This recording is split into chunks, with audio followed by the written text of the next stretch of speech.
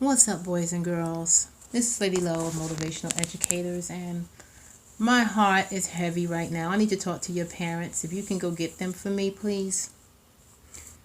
Today, parents, are you there? I hope so. I'm not out here for myself. I'm out here for you guys. So I hope that there's some parents watching me and that will hear what I have to say. Today I was working with my students preparing for standardized testing. I live in Georgia. I'm from New York, but I live in Georgia. And we were working on the Georgia Online Experience.com. And so I was going through the steps to show them the different tools that they can use. And the tools are really great, but I wish they had more time to learn how to use these tools, because that in itself is a distraction to the children when they're trying to actually answer questions, okay, and read. But they're great tools, and I'll do a video showing those tools hopefully sometime soon. But today, after we got through all of that, I went into what I thought would be the passage or the questions. And so when I got to the first part of it, see if I can get back over here. The first portion of it, and we were in third grade, third through fifth, was how they explained the test to the kids. And so it was, this section of the test assesses your skill to comprehend reading passages and use information from the passages to write an informational/explanatory essay.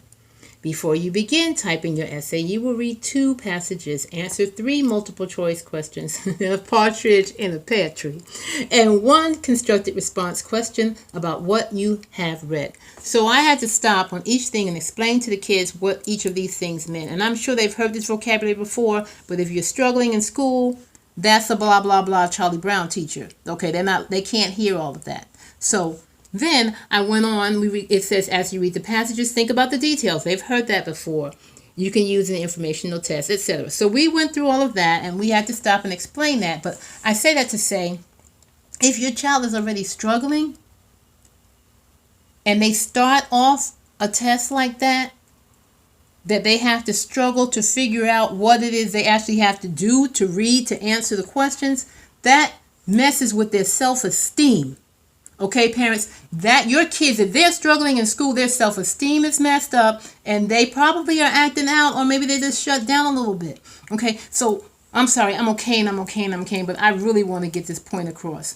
That first part, I hope that that's not how they're going to roll it out for the kids and let them know that this, I need you to do X, Y, Z, but in that long, with all of these extra words in there. I always teach my kids, when you're reading, if you don't know a word, then you skip that word for a minute. You know, if you're on the time test, you skip it and see, or if it's a name of someone, then you substitute the initials or something, so you're not stuck trying to sound out the name. Or if it's a word, you skip and see if you can make out what it means without that word, and then maybe go back and put that in and see if it makes sense to you. And so I was showing them to highlight the questions. One good thing I did see, they said to highlight the question and the passage. So as we read through the passage, there was a question. And the first question, which is usually, and I know this is just a test, this might not be how it begins, okay? But the first question was a question about what question would be good. Let me read it. Which question can be answered by these sentences from the text? I'm not going to say the name because I'll be here all day. So they wanted them to read a couple of sentences and then drop down and pick one of the questions to go with it. So it was kind of like a flip, which is like a higher level of thinking, but this is the first question. So I'm saying all this to say, if your child is struggling in school, they need to be on this site every day practicing. If it's the same passage every day, they need to practice those tools. Those tools need to be something that they got down pat. So they're not worried about the tools. They're focused on the actual passage and answering the questions. If they're struggling, if they're below, if they're at or meets or whatever, they need to be on there as often as you can. Parents, go on there yourself, okay? Go on there and see what's really going on and work with you. Go first by yourself. I'm telling you right now, you want to check it out before you have your child so you know what you're talking about. And then go back and work with them on it. That way, they'll see that you're there in there with them, and they know they're not by themselves taking this test. And they can't remember you in their head. When they're taking, I tell my kids, I want to be in your head. I can't go with you to take the test, but I want you to remember what I said, so when you're doing it, you will understand.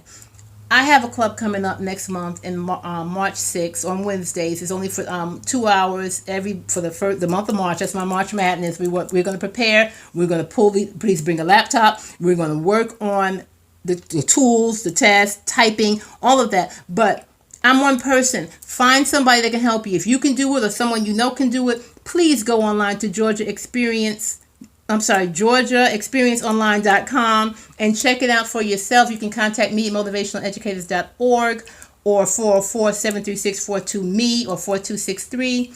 I'm here to help. My heart is really heavy because I'm thinking about my kids that are struggling already. So parents, if you know that your child needs extra help, please get it. If it's not from me, it's from whoever you can get it. If they don't have a laptop, go to the school and ask, do they have anything that they can rent or anything that they have for them? What resources do they have to help you help your child? I'm here saying help me help you. You go do what you got to do. I'm Lady Low and I'm out. Love you guys, boys and girls. Bye.